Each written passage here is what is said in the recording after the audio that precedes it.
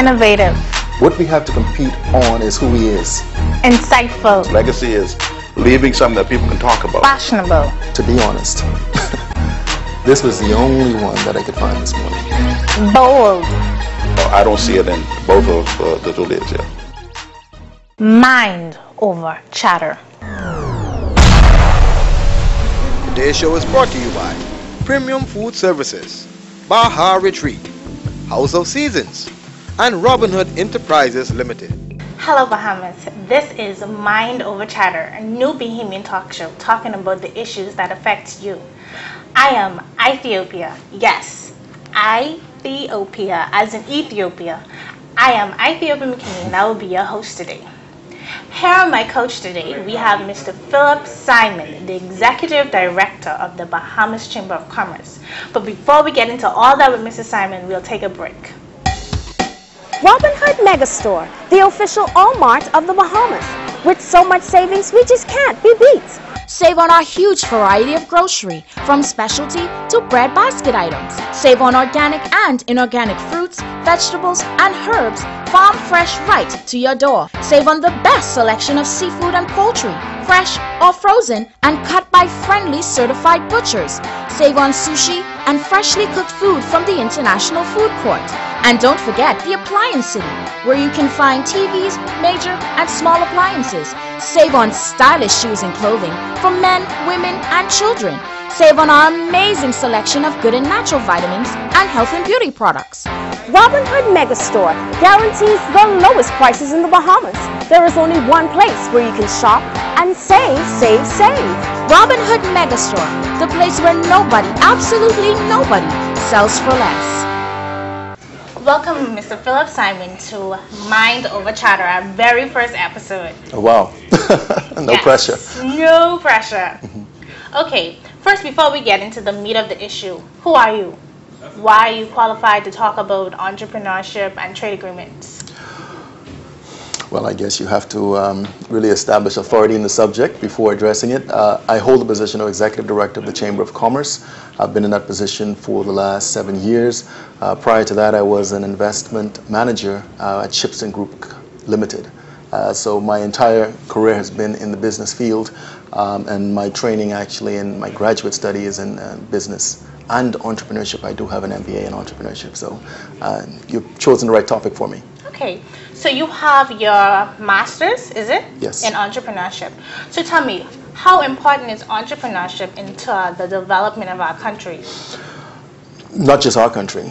Entrepreneurship is vital to the development of any country, any free enterprise system. Small and medium enterprises are the lifeblood of an economy simply because of the impact it has on the distribution of wealth. So the healthier your small, micro, medium-sized enterprises are, the better it is for your entire economy. Okay, that's funny that you say small, medium, and medium-sized businesses, because Mr. Kailash Rule, your president, said that the chamber as a body is not doing enough for the small businesses. What is the chamber's initiatives to rectify this problem? Well, I think when he said that, I think that's a corporate statement. It's not just the Bahamas Chamber of Commerce. I believe there's more that can be done from all of us to support our small business sector. About 72% of our membership consists of businesses with 30 employees or less. 47% of our membership consists of businesses with 10 employees or less. So that shows that the Bahamas Chamber of Commerce is a reflection of what exists in the business environment in the entire country. We are a micro-sized operating business environment.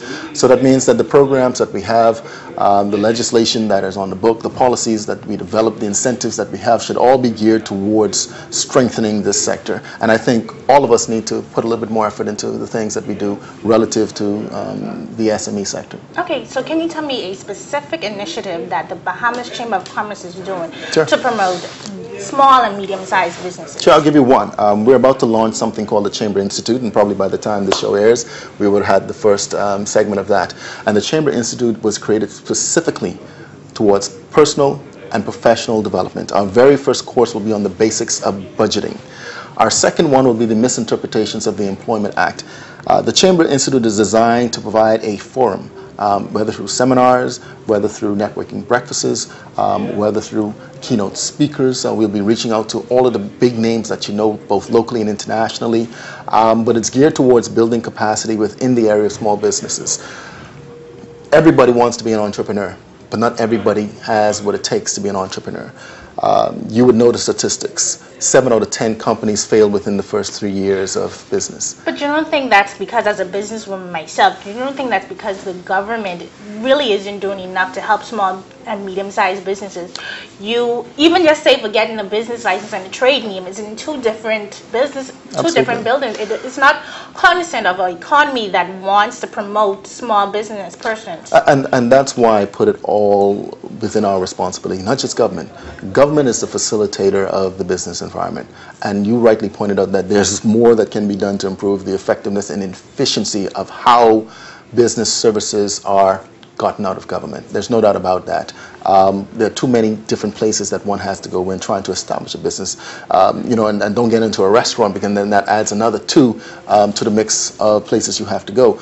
In addition to that, there's a responsibility within the private sector. There's a responsibility within the financial structures and institutions to provide the access to affordable, reasonable capital.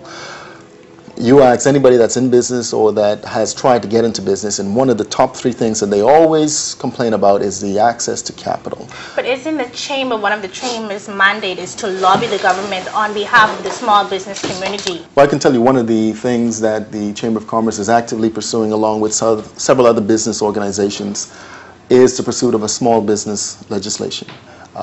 And really putting it into law, the different types of incentives and encouragement, types of facilities for small businesses from government. Other countries have these small business legislations. In the United States, they have a whole slew of legislation and policies geared just towards the protection, in some instances, as well as the development of small businesses. And that's something that we're looking to advocate very aggressively over the next several months or so.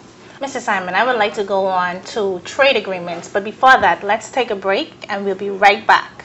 Mind over chatter.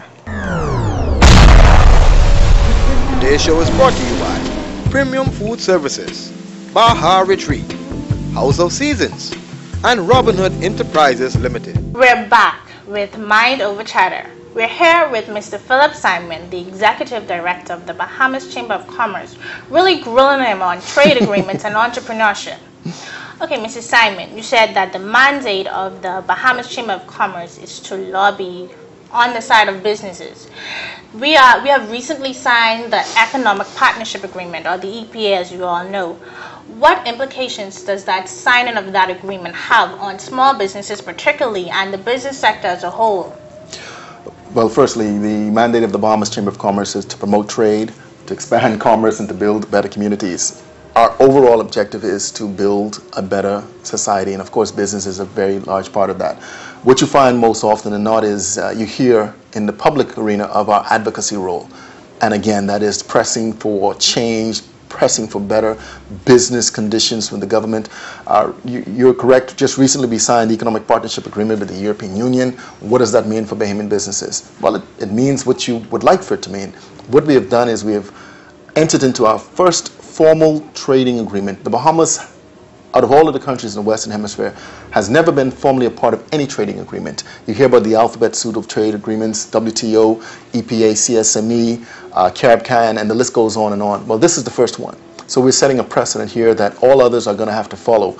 And really, trade agreements are all about 2 things, technology and liberalization, and the impact that it has in the overall scheme of this thing called globalization, which is a big word, but it simply means that we're all coming together. So really, the EPA is about trying to facilitate in a harmonized way, determining the rules of engagement for trade between the Bahamas and all of those countries in Europe, as well as in the Caribbean, through the CARIFORM group.